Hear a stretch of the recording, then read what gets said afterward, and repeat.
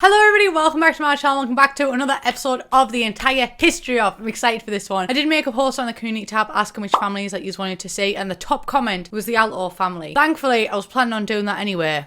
I love it when things work out like that. And I've spent 5 hours preparing for this video and sorting everything out and making all the images, so I really hope you enjoy it. But anyway, let's just jump in. So, you might have heard of the land grab family before, maybe. I don't know. They might have just seen it one time in The Sims. Well, you probably will have done because they're one of the most prevalent families in The Sims. And the land grab family are very based off old money from a long time ago, in the name old. Well, there's the land grab family and then there's the Alto family, which is a complete different ball game. They're all about new money, so they basically represent everything that the land grabs hate. The Alto family is only referenced in the Sims 3 game, but my good golly gosh, they are a very prominent family. They are mentioned in so many DLCs and expansions in the game, it's insane. And they're almost as infamous as the land grabs. In fact, in the Sims 3, because of the reputation and everything, I'm going to change the statement and I'm going to say they're more infamous than the land grabs. So obviously the Alto family came with Sunset Valley, but that's not the first reference to the Alto family in the game. So with the Sims 3 Late Night, which was an expansion pack, we actually get a reference to the Alto family with Ebenezer Alto. What a guy. And he apparently founded Bridgeport, which is a very industrial and wealthy town, and this kind of sets the precedent for the rest of the family. And there's practically nothing on Ebenezer. I couldn't even get a picture for him in the family tree, so I'm just gonna,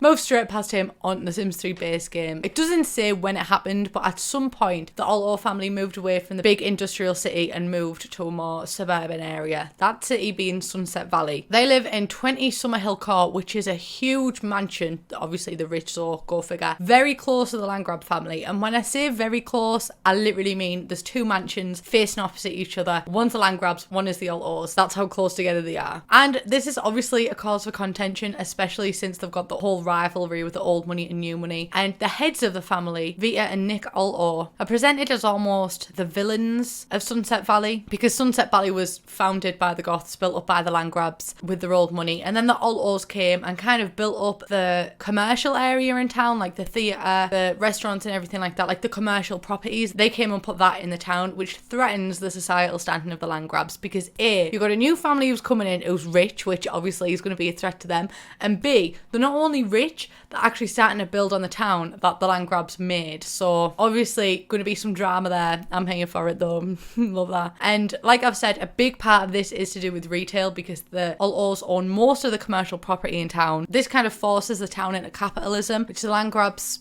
they want to have the thing. They want to own most of the town. So there's the drama because of the money situation, because of the owning the town situation, but there's also more. Nancy Landgrab and Nick Alto are also in the same career, in the exact same level in said career. And this just exacerbates that competition. So that's kind of why they have the infamous vibe within the town, because there's a lot of contention between the two families. But also, Nick and Vita just aren't very good people. Putting it lightly. They're mean-spirited and evil, ruthless, and they're unafraid to plot the misfortune of those who stand in their way.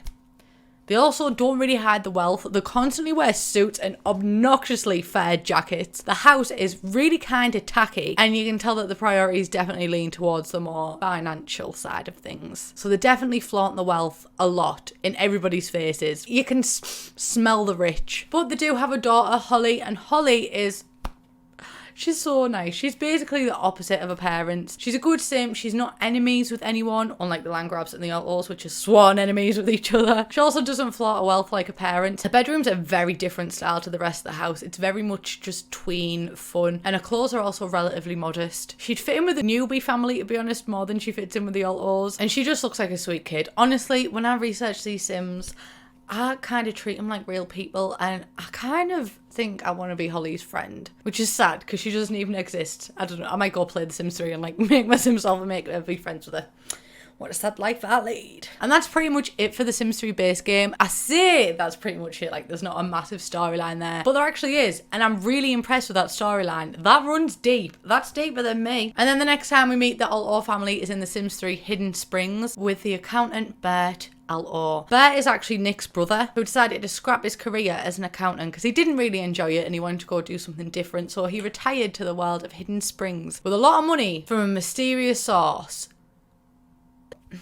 doesn't really help the family's case, do you know what I mean? And this move to Hidden Springs is also kind of mysterious because his bio states that he's hiding from someone, either his brother or past clients, but we don't really know. But even though why he's moved there isn't clear, what is clear is that he's a dodgy bloke. Wouldn't trust him as far as I can throw him. And this whole dodginess is only emphasised further by his traits and his new career. So he's a mooch and a snob. I mean, he's an alto, isn't he? So, but he's decided to start his new career in the criminal profession. I mean, like, change can be good and stuff, but how are? But he's going to be fine though, because he's white collar, isn't he? And white collar crime is always treated better than blue collar crime. Support the working class. Anyway, I wish little old Bertie the best in Hidden Springs, and I hope that he really succeeds in his criminal career. The job, not the country. Next, we move from Hidden Springs into Sunlit Tides, and we meet Griffin Alto and his fiancée, Tanika Wahine, or Tanika Wahine. I'm really bad at pronouncing names. Like I can't even pronounce my own last name. So really sorry if I've mispronounced anyone's name there. I'm honestly trying my best, believe it or not. Griffin Alto is also kind of similar to the rest of his family. He's very focused on business, and he decided to take a vacation to Sunlit Tides before actually taking over the family business full time. But whilst he was there, he fell in love with little old Tanika and he decided to stay. And shockingly enough, absolute plot twist, Tanika's father hates Griffin Alto, does not want to see the two get married. I mean, to be fair to him, he's probably heard about the Alto family and that they aren't really good guys, considering how far the family actually extends in the Sims 3 world. But Griffin is actually a decent guy, and I think I stan him. He is a snob like the rest of his family, but that's just a given because he's an alto. But he's also good, he's family oriented, and his lifetime wishes to be surrounded by family, not money. Good on him. I know I said I wish the best for old Bertie, but I really, honestly, for Griffin and Tanika, I really wish the best for them. It's actually kind of made me want to get up and play The Sims 3 just to play with that family. Then from this, we move on to The Sims 3 Island Paradise, where we meet Alfonso, Lupita, and Ashley Alto. And I swear downright, I know that they're a big family. I've stated that in the beginning. But bloody hell, it's like dealing with the Weasleys, but if the Weasleys were corrupt and rich. There's so many of them that I'm already forgetting the names since I've moved on to the next people. Why weren't they included in The Sims 4? It makes no sense. Like, EA, explain, I am confusion. Anyway, moving on from that. The Alto family are known in their island for the wealth. That one is absolutely just a given. Shock. They're following the footsteps of the other family members as well, making their money through community lots. This time, they've made it through holiday resorts and hotels all along that kind of wavelength. And let's just all have a moment of silence and remember our fallen brothers, the hotels that weren't included with the island living. They're in a better place now. But the money isn't necessarily made in a good way. You just could have guessed that one. It's from stealing and lying to his business partners. Oh, we love a good alto. So it seems like his life's going pretty good right now. You know, he's got a wife, he's got a kid, they're rich. They've got a beautiful house in Isla Paradise. So it's stunning. It's so modern and nice. But there is trouble in paradise. Island paradise, if you will. So Lupita and Alfonso's marriage isn't actually that great. Dun dun dun. And it's rumoured that she married him for money. Actually, no, scrap that. It's not even rumoured. Her lifetime aspiration is to be a gold digger, so that is just canon. That's not even the worst thing though, right? It gets worse. Alfonso is actually having a marital affair with Florita Hernandez, whose ex-husband lost all of his money to Alfonso Alto. Can you imagine losing all of your wealth and then your wife leaving you and getting with the guy who got all your money?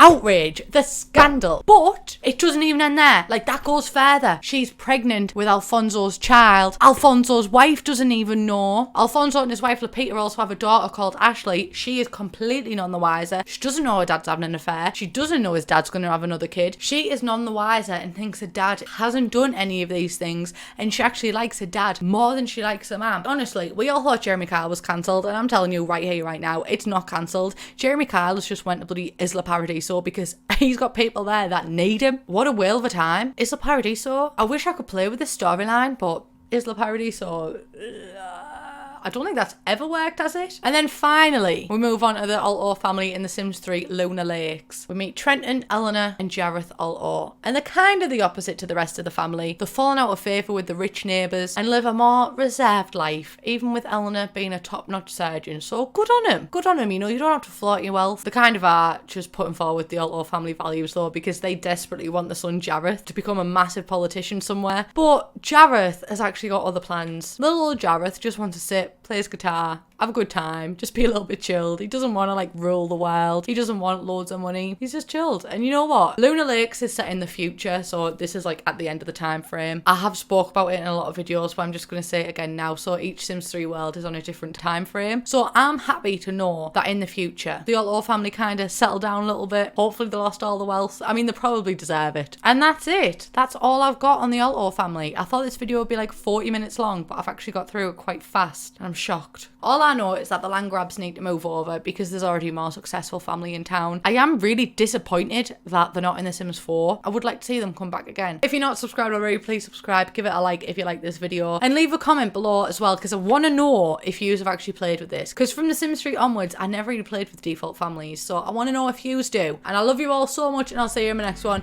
Bye, guys.